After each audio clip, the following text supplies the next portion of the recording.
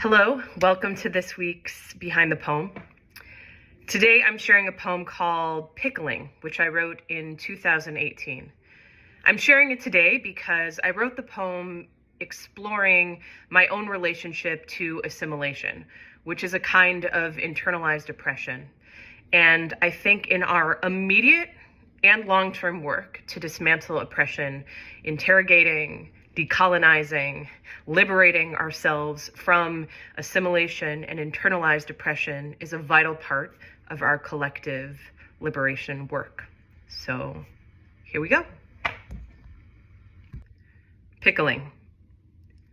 Liz encourages me to try pickling like my Ashkenazi ancestors in Eastern Europe. She pushes her fist into a glass of freshly cut cabbage, forces her whole body weight into the mouth of a mason jar with the fury of survival, then gives it to me to carry home on a bus. I leave it on my Brooklyn counter. I live 6 blocks down the same street as where my great-grandfather lived. Somewhat remarkable for an early 20th century Jew to be a thriving architect in New York City, I always think. I hate pickles. I have never liked or willfully eaten sauerkraut. The smell makes me flare my nose. Every day, I open the lid of the glass jar to let the cabbage breathe. On the first day, it will not open. Elaine helps me hold it in my yoga mat as she twists it with her bare hands. The second day, it will not open. I hold the jar between my knees and twist it with the yoga mat until the liquid spills all over my floor, onto the red mat, and drips onto my black and purple meditation beanbag, the fermentation, gasping for breath. The first time it develops fuzz, I strip it off with a spoon.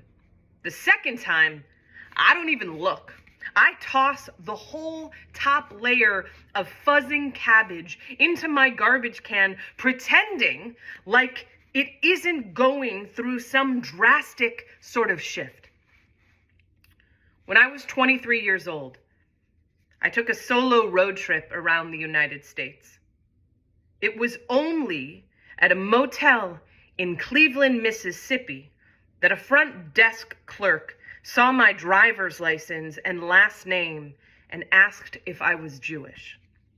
Said I looked like a Jew, too. What with my nose. I didn't flare my nostrils that time.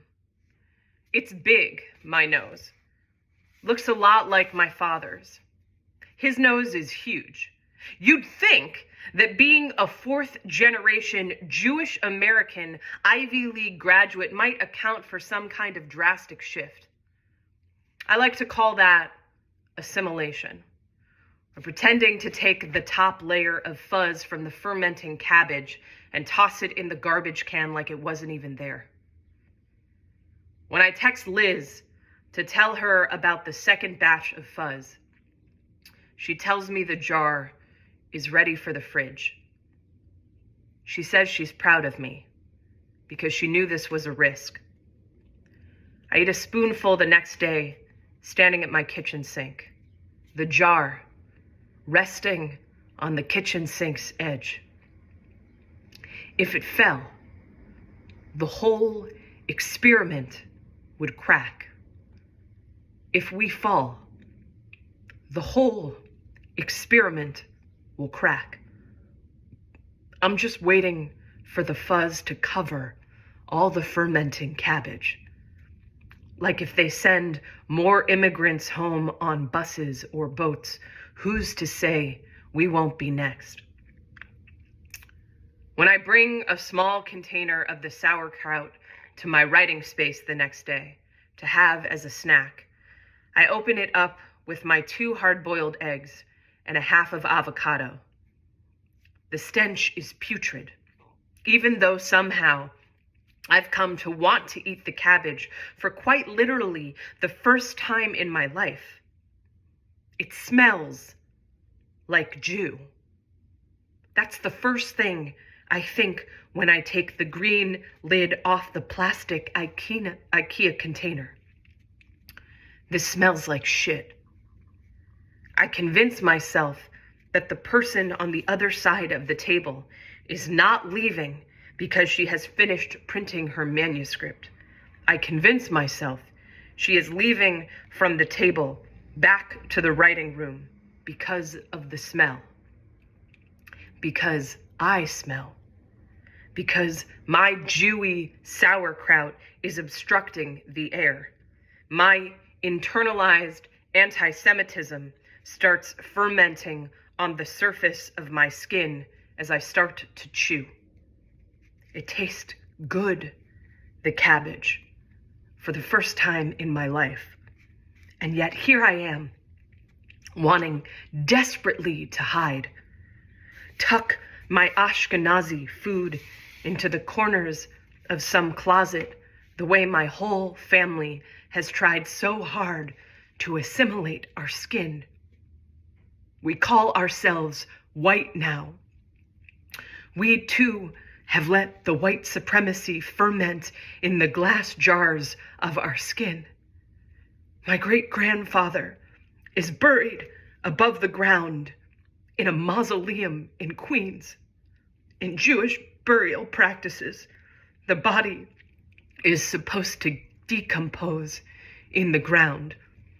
And here he is, great-grandfather, fuzzing at the lid.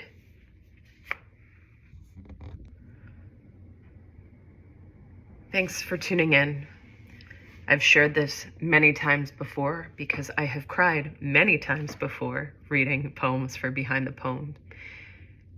It is often one of the few times in the week when I am fully present in my body, because that is what reading and performing and sharing for me as an artist is. It's an embodied practice. And so I end up touching the depths of my natural voice in the core of my body, and it is a reminder how important it is for us to remain lovingly embodied in these times. Take care.